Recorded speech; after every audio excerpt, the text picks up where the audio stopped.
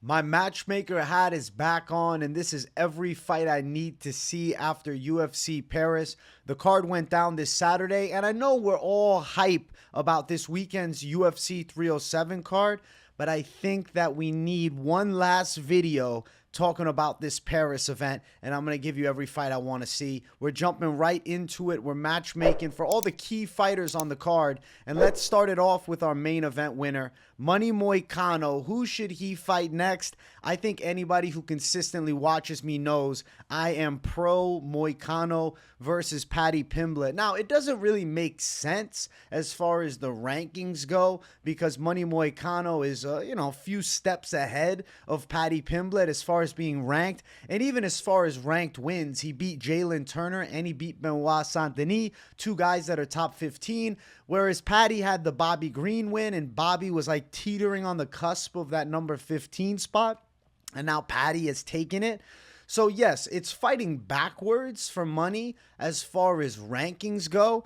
But I feel like it's fighting up as far as star power goes. I mean, he just won a massive main event at UFC Paris, but a damn Paddy Pimblett fight has the potential to catch so many eyes. And Money Moicano is about getting a bigger platform and a bigger fan base. I mean, you've seen his YouTube channel.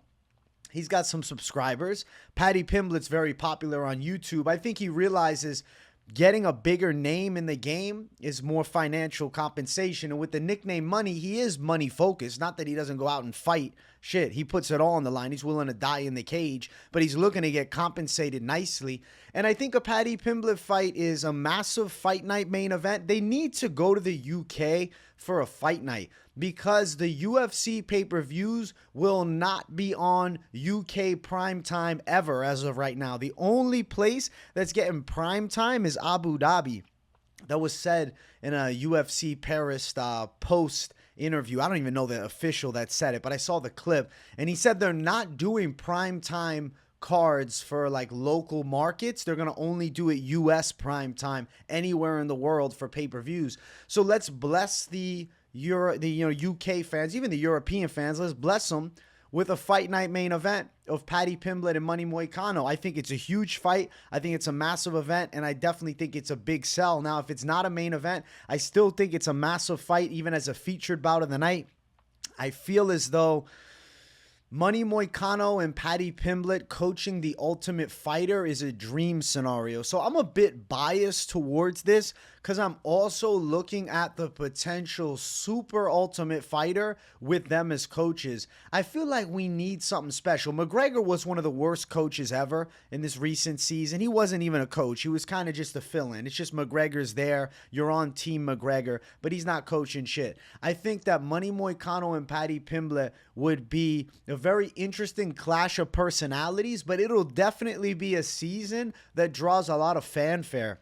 And I think that's what the UFC needs. Bring the Ultimate Fighter back to life. Let's do Moicano, Paddy Pimblett. In a perfect world, it's Team UK versus Team Brazil, which I think is just going to be utter chaos. And maybe we can go back to the old days with fights in the house and crazy shit going on. That's what kind of made the Ultimate Fighter, man. As much as the UFC wants to look professional on TV and the fighters want to look classy, the drama is what brought in a lot of eyes in the early days of Tough. I mean, it was like a damn MTV reality show. And I feel like mixing Brazilians and folks from the UK together is like oil and vinegar, yo. It's just going to be straight fire, and I expect some chaos to ensue.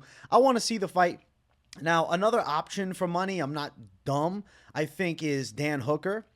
Dan Hooker's a high-ranked guy. Money Moicano said he's willing to fight him. He called him out too. He said he's like a turtle in a tree, which I thought was absolutely hilarious. And I think him and Dan Hooker's intriguing.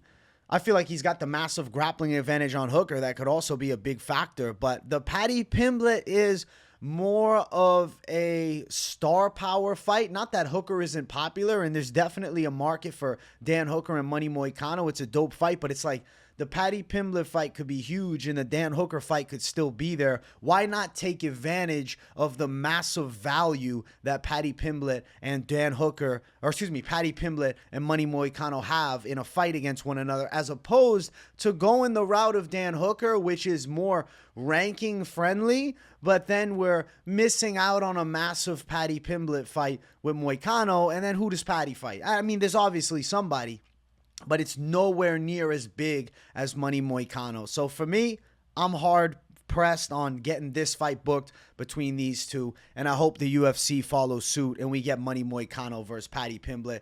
That is fight number 1 that I need to see made. Of course, I'm going to matchmake for Benoit Saint-Denis. After a rough loss, I think in a perfect world, he fights someone unranked.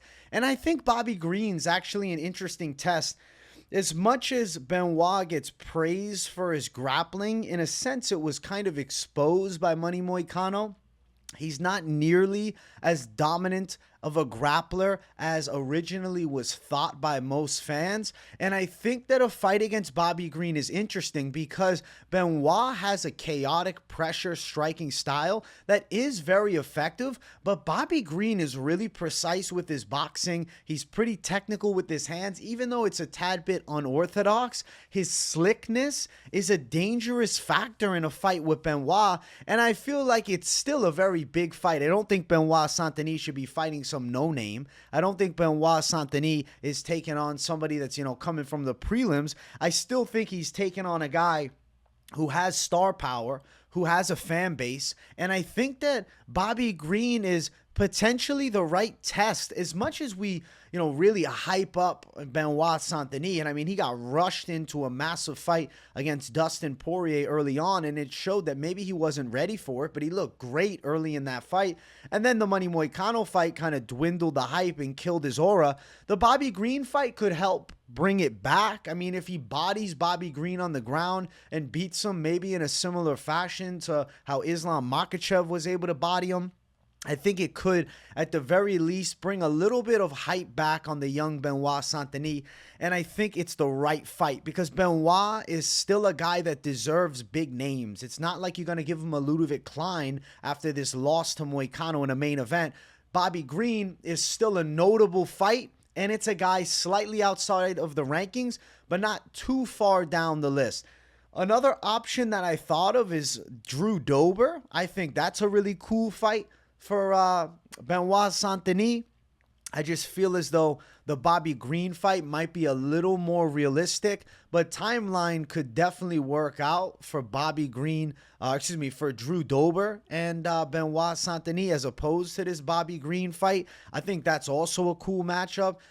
I'm interested to see either one of them. Like, I'll put a little asterisk on this one, Bobby Green or Drew Dober. I think both of those fights for Benoit Saint-Denis next are perfect, and I will expect those to be possible options. I feel like after the Gene Silva loss for Dober, he's definitely going to be out for a bit of time, and after the loss to Moicano, Benoit's probably going to be out for a bit of time. So timeline may end up working better and aligning those two against one another, but the Bobby Green fight jumps out the page as maybe making a tad bit more sense right now because Bobby is closer to the top 15 at this point than Drew Dober is. But we'll see what the UFC decides, and it's very timeline based. Sitting here in matchmaking for Benoit Saint-Denis, who absorbed a ton of damage this past Saturday, is kind of tough because we don't know exactly when he's coming back, and I'm sure Bobby will be more ready to come back early 2025 as opposed to Benoit, who knows how his healing goes after getting some ferocious elbows to the face and getting pulverized and getting his eye completely shut.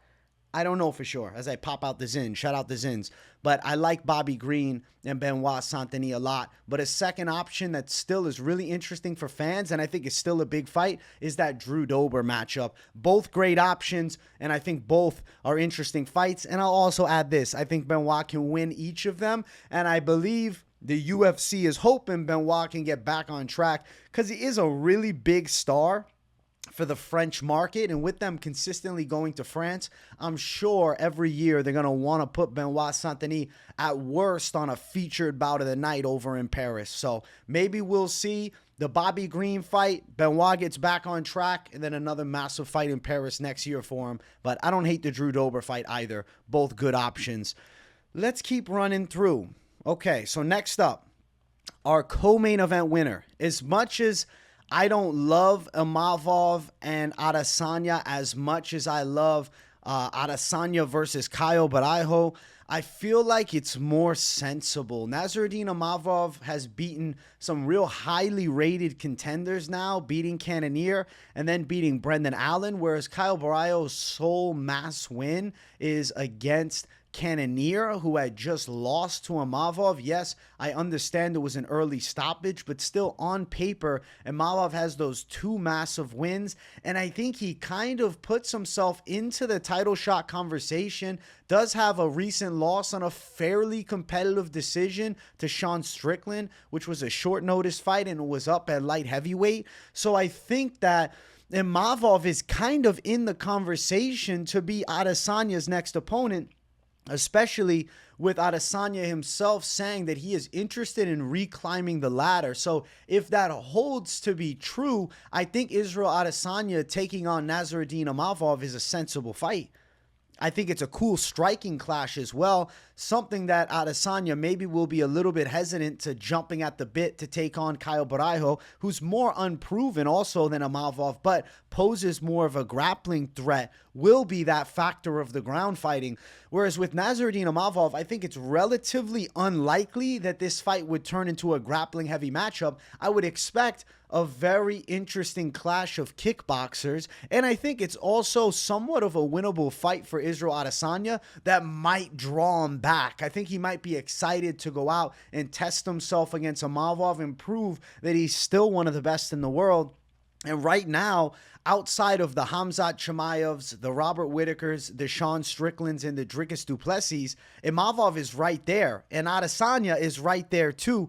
So I feel like rankings-wise, this fight makes a lot of sense. As far as availability goes, I think this fight is also going to make a lot of sense because I'm sure Israel Adesanya will be ready to come back early 2025, and Imavov didn't really have a lot of damage done to him against Brendan Allen. And I'm also going to say this, man.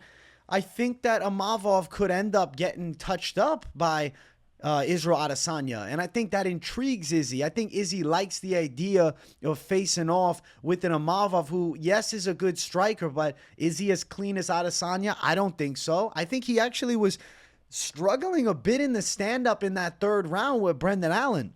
So in a 5-round fight with Israel Adesanya, this could be the perfect get-back fight for Izzy. And I think Izzy should jump at the opportunity, man. I think it makes a lot of sense. Imavov deserves a big name. Imavov is right there amongst the elite. The issue is his biggest win, being Jared Cannonier. It was somewhat controversial of a stoppage, so it's not like he's getting a title fight. I know after this Paris co-main event, Imavov called for a title shot, but he absolutely is not getting one. There's a 0% chance that Imavov is fighting for the belt.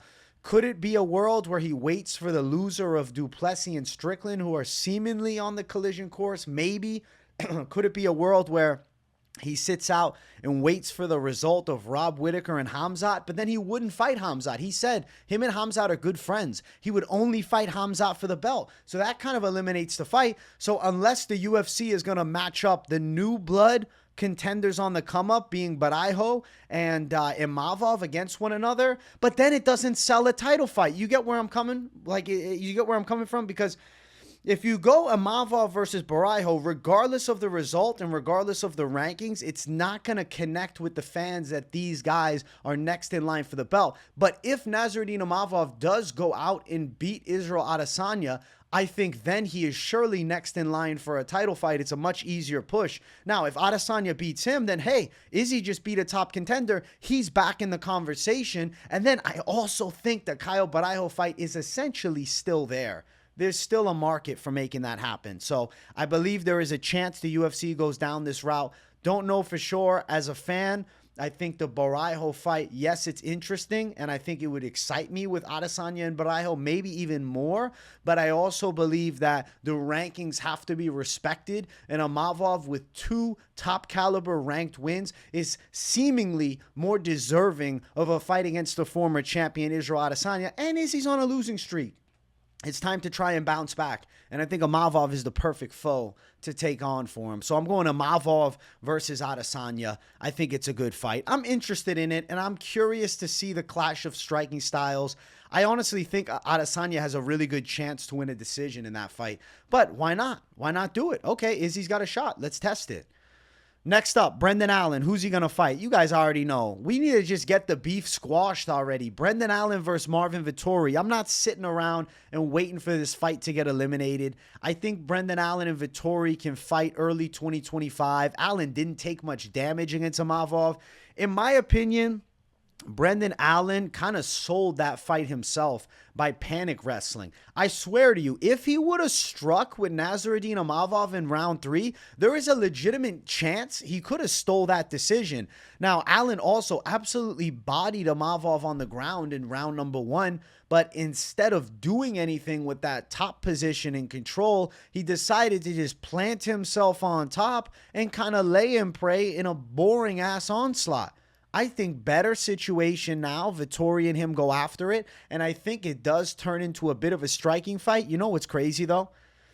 I got a feeling Marvin Vettori finds a way to outdog Brendan Allen. Like, say what you want about Marvin Vettori. I feel like, in a sense, he's like the most trash top contender, but he's good, though. Somehow, he's like terribly good. He's got a really strong chin. He's got a good gas tank. He's got decent volume striking. And even though it's not a clean style, it's pretty effective. And I think Allen doesn't have much of a chance to grapple with Marvin Vettori, so it will turn into a bit of a kickboxing fight.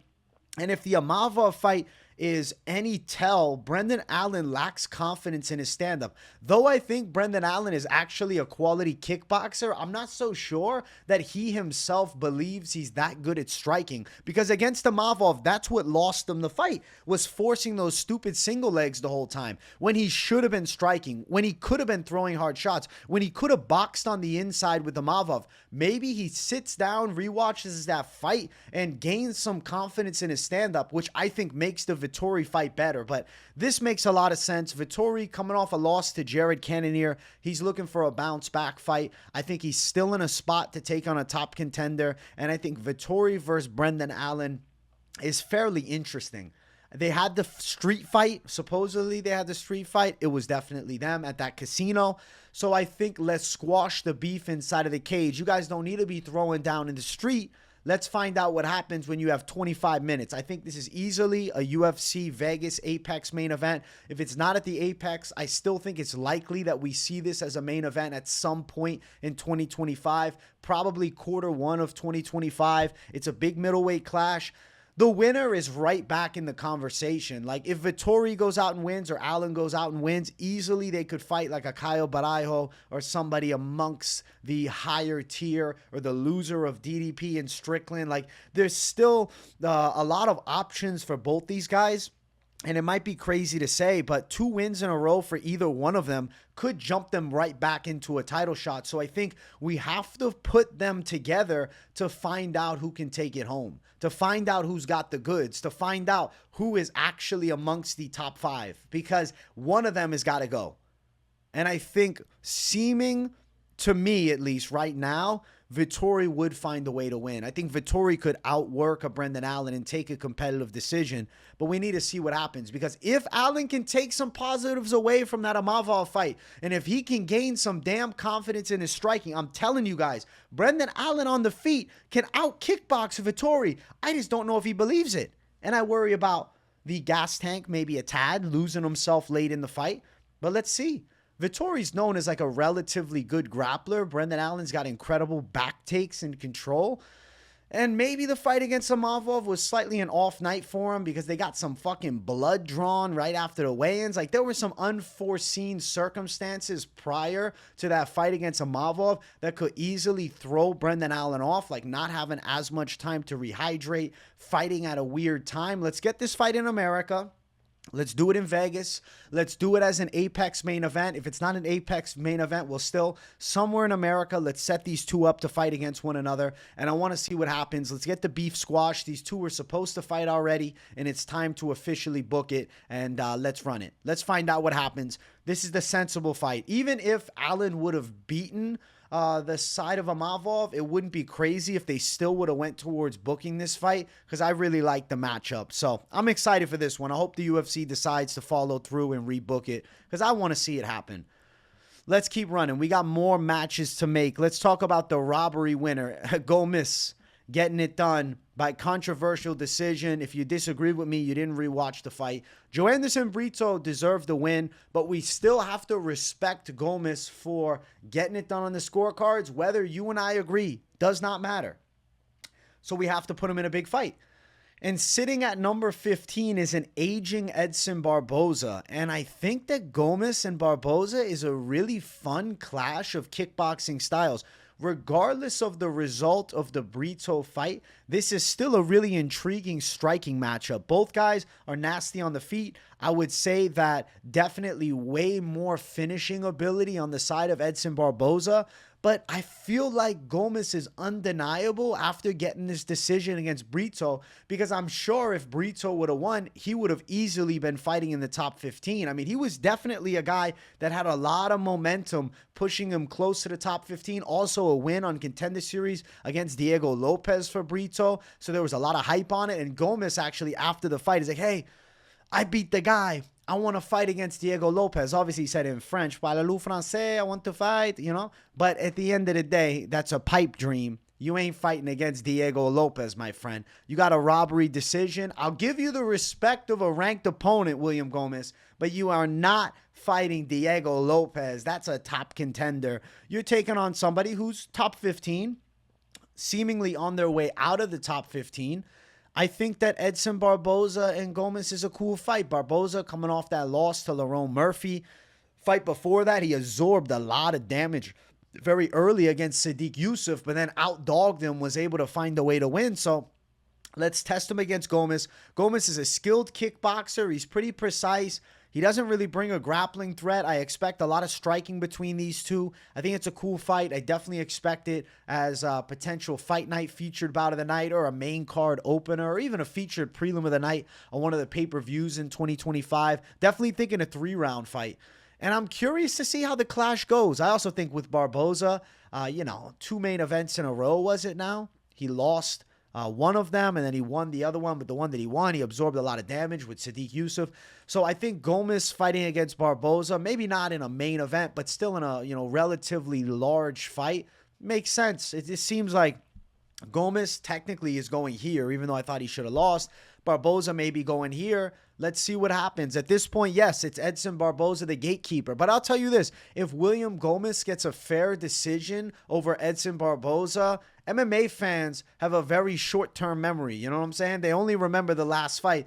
Everybody, including probably me, will push aside the Brito loss and will respect Gomis for a massive win over an MMA legend. So I want to see Edson Barboza and Gomis go after it. I don't know. I have a feeling Gomis wins a split decision. I'm thinking that Gomis could actually beat the aging Edson Barboza. Let me know in the comments what you think. I want these two booked. Let's make it happen. 2025 is going to be a great year. That's what I'm thinking. As I'm matchmaking for everything, regardless if my matchups happen, I know at least a handful of them will. I absolutely love the possibilities in 2025 of these crazy-ass fights. So Gomis, Edson Barboza, it gets me excited, and I want to see who would win. I'm really interested in the clash of striking styles. Please book it, UFC. Next one, Joanderson Brito, who probably should have won. He should take on Nathaniel Wood. I think this makes sense. Joanderson Brito, yeah, he should have won a decision, but he ended up losing the fight either way, and it was way too close for comfort. Let's see what Nathaniel Wood. I believe his last fight was against Daniel Pineda, and he won a relatively competitive decision. Let me just double check on Tapology. Yes, he beat Daniel Pineda on the scorecards. He was tested a bit in moments with Pineda, but overall, he was the technically superior guy. Fight before that, you know what? He was kind of robbed against Imavov. They were fighting over in Abu Dhabi, and the referees were turning a blind eye to the Muslim fighter grabbing the cage and throwing illegal strikes. They didn't really care. Well, okay. Both guys have a controversial loss as of recent, and I think they should fight each other. I'm actually interested. Joanderson Brito has a lot of power, and, he's one of the smaller guys, I feel like, as far as the UFC featherweight division goes. But, like, holy shit, one of the smallest guys in that featherweight division has got to be at 5'6", Nathaniel Wood. But he is really technical. He is smooth with his striking.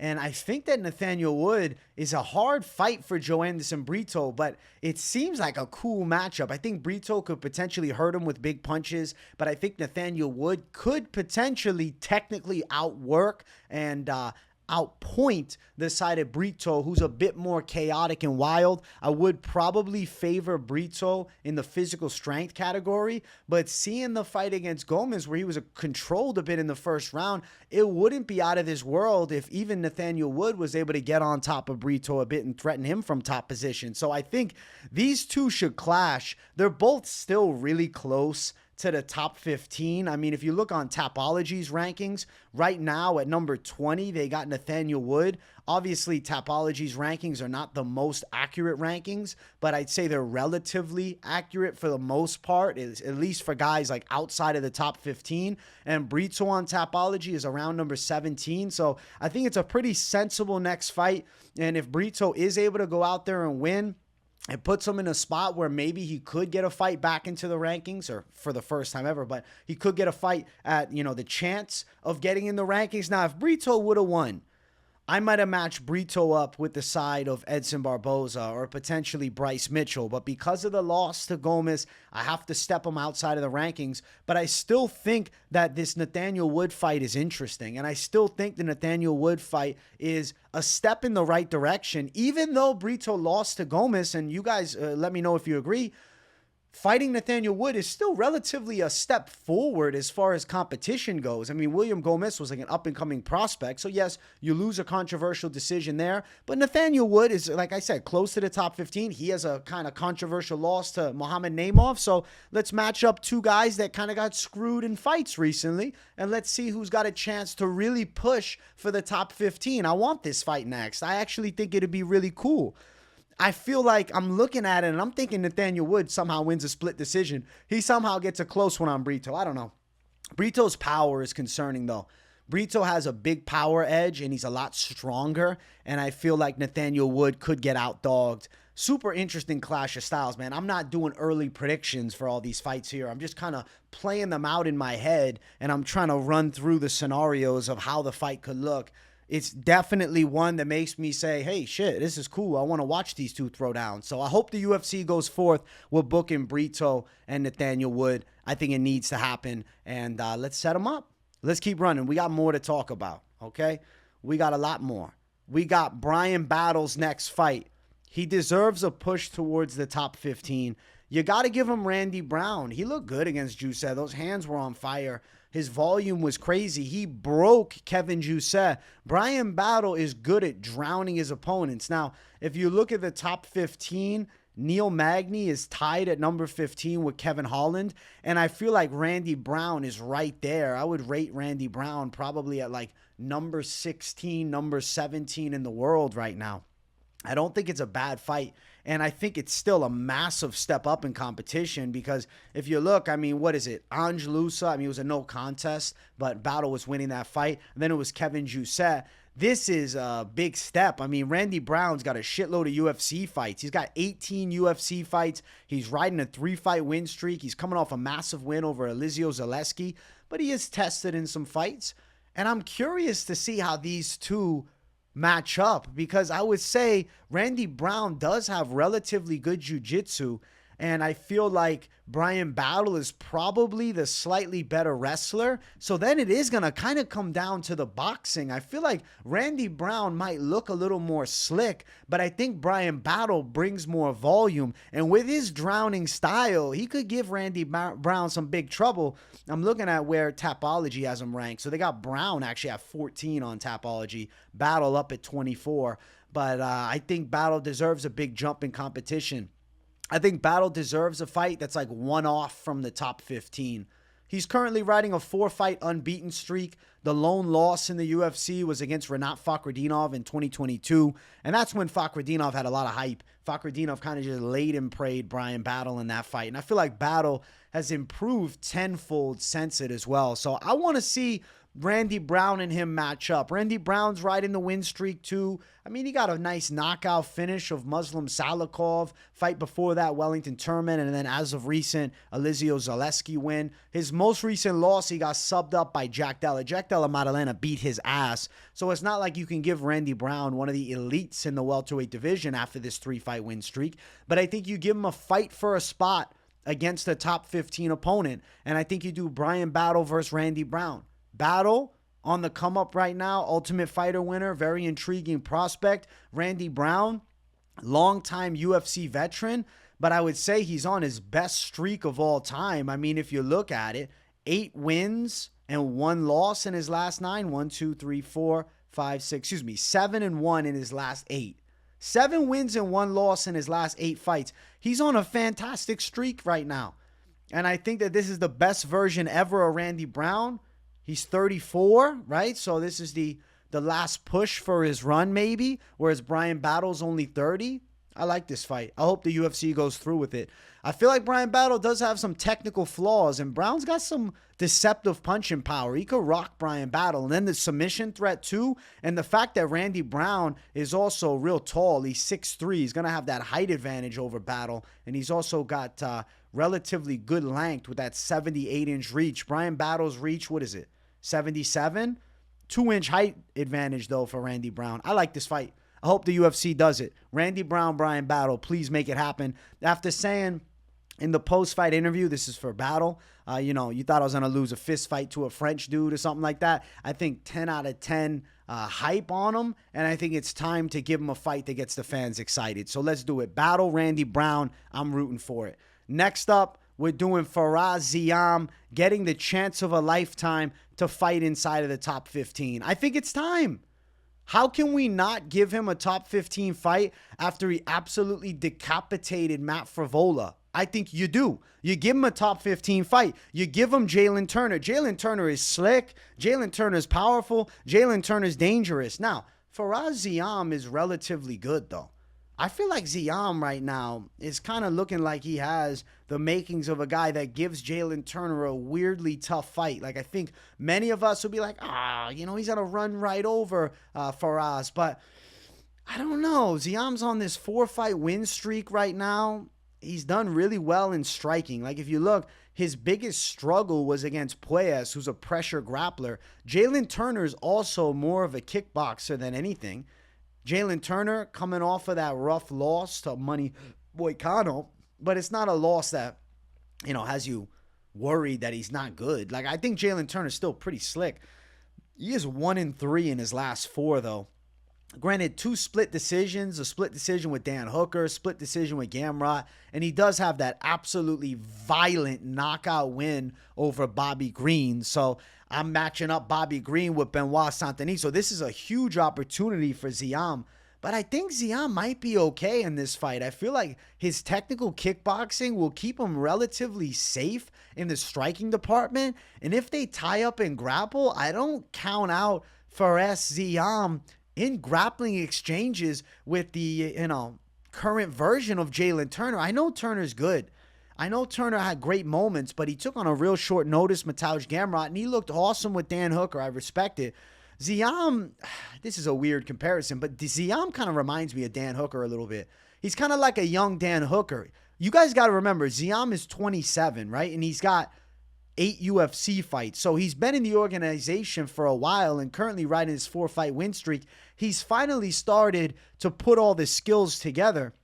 But you could see early on that he had good potential, like the Jamie Malarkey fight. He won that decision in his second UFC fight. And that's when Jamie Malarkey was like relatively good. I mean, he hadn't completely fallen off just yet like he has now. And then looking at the side of Jalen Turner, I mean, Turner's been kind of on fire as far as quality of fights, just he's losing fights. He's only 29. I want to see these two throw down. I want to see who takes it home. I would give Turner the punching power advantage. I would give Ziam the kicking advantage. I might say Ziam has a grappling advantage at this point. The way that Ziam was doing well, grappling with Frevola, was really interesting to me. Now, granted, completely different stylistic matchup. Ziam is fighting a little dwarf in Matt Frevola at 5'9" compared to Jalen Turner, who's 6'3", one of the freakiest frames in this damn lightweight division we've ever seen. 75.5-inch reach, though, for the side of Jalen Turner. Where's Ziam's reach? Let's see if I can find it. Somehow I lost Ziam. I had him right in my face. Here we go. Ziam's got a 75-inch reach, so only a half-inch reach advantage, and the height slightly favoring 2 inches towards Jalen Turner. But Ziam's a really big lightweight too. I love this fight. I don't know. I think it's a super cool clash of striking styles. It makes for an intriguing matchup to see how they fare on the feet. And I do think Ziam's a little more technical. So I hope the UFC decides to book this one, because after that violent knee knockout, I believe Ziam deserves a top contender. Next up, I'm matchmaking for my boy Lapilus. We got to go Lapilus versus Daniel Marcos. This has to be it. Daniel Marcos is probably one of the most hyped prospects in the damn bantamweight division right now, for me at least. I don't know. I feel like he gets forgotten a lot by fans, but I've watched him since the Contender Series where he beat Brandon Lewis, who lives locally to me, and I actually got my blue belt from his jiu-jitsu coach, so shout out to him. And then looking at it, we got Brandon Lewis win to start it. Then he got the vicious knockout of Oliveira. And then we got the Davy Grant split decision, which was too close for comfort. And then a Richie Long no contest. Granted, he was on his way to win. He beat John Castaneda. Like, he still, to me, got some relative hype. He's got some relative hype, man. I like it. Taylor Lapilus, 2-fight win streak. Cody Stamann, Vince Morales. The lone loss to Farid Basharat. So I do think he deserves to fight up in the ranks. And Daniel Marcos is a really interesting kickboxing style. I don't know. The clash of striking here is cool. I would say Lapilus has more weapons, though. I would say Lapilus is more well-rounded. And I think Lapilus could be the guy to give Daniel Marcos his first loss. I don't think this is a step backwards from Marcos either. I don't care about where Tapology might have them ranked. I think this is the biggest fight of Marcos' career, from fighting John Castaneda to now fighting a longtime MMA veteran in Taylor Lapilus. And for Lapilus, beating a Vince Morales who came in on short notice, and the fight before that for Lapilus, taking on Cody Stamann, who's a crafty veteran but kind of washed. I think for both of them, this is a good jump. And I think it's a cool fight. And I think Lapilus has a good chance to outstrike Daniel Marcos, who's pretty highly touted in the kickboxing world. In the kickboxing game, the striking game, the kickboxing world of MMA, not K1. Because the best strikers in the world are MMA fighters. But, that's besides the point. Taylor Lapilus, I want to see against Daniel Marcos. He doesn't deserve a top 15 fight because 3 fights ago he lost to Basharat. And currently Basharat is set for a fight against Victor Hugo, right? He's not getting a massive jump in competition, which I kind of disagree with, though. Him fighting Victor Hugo is crazy to me. I think Basharat could have got a bigger fight. If it's not Lapilus versus Marcos, though, another idea that jumped out at me is Chris Gutierrez. I think either one of those fights could be next for the side of Taylor Lapilus. And count me as a double thumbs up believer that Lapilus can potentially beat either one of them. Let's keep running. We got 2 more fights. 2 more fights we got to make. I'm leaving you guys fulfilled, okay? I'm not playing around with this series. I'm matchmaking every fight that I think deserves to be match made. Ľudovít Klein deserves a big fight, but he doesn't deserve the top 15. And yes, I am sacrificing him against Yoel Alvarez. This needs to be the fight. Ľudovít Klein bored me against Roosevelt Roberts. He couldn't finish Roosevelt Roberts. But Ľudovít Klein, he's on this massive unbeaten streak, so it's kind of hard to deny that he deserves to take on a higher tier name, but you can't force him into a top 15 fight. Like, the reason I gave Ziam the bigger fight is he devastatingly knocks out Matt Frevola, who's a way bigger name than Roberts, and now I'm going to give Klein a fight against somebody like a Jalen Turner after a competitive decision with Roosevelt Roberts, who, is consistently losing UFC fights. Now, respect to Ľudovít. He's riding a 7-fight unbeaten streak in the UFC, which is really impressive. But overall, that Roberts fight, not super impressive. He looked better against Moises. Cunningham was not even near his level. He beat Ignacio Bahamondes, which is a big win. And the reason I'm giving him Yoel Alvarez is because beating Ignacio Bahamondes, we have seen Ľudovít Klein be able to deal with a very tall and long lightweight. So let's see how he fares with Yoel Alvarez. And I think the winner of this fight is now close to the top 15. Alvarez coming off the nice knockout of Elves Brenner. Fight before that, he beat Mark Jacasey. So 2 decent wins. Neither one of them, for me, have resumes that scream, give me a top 15 fight. Klein has the win streak, but I don't think he has the opposition level. Now, for Alvarez, he has the impressive performances, the finish of Thiago Moises in 2021. I mean, he beat Joe Duffy back in the day.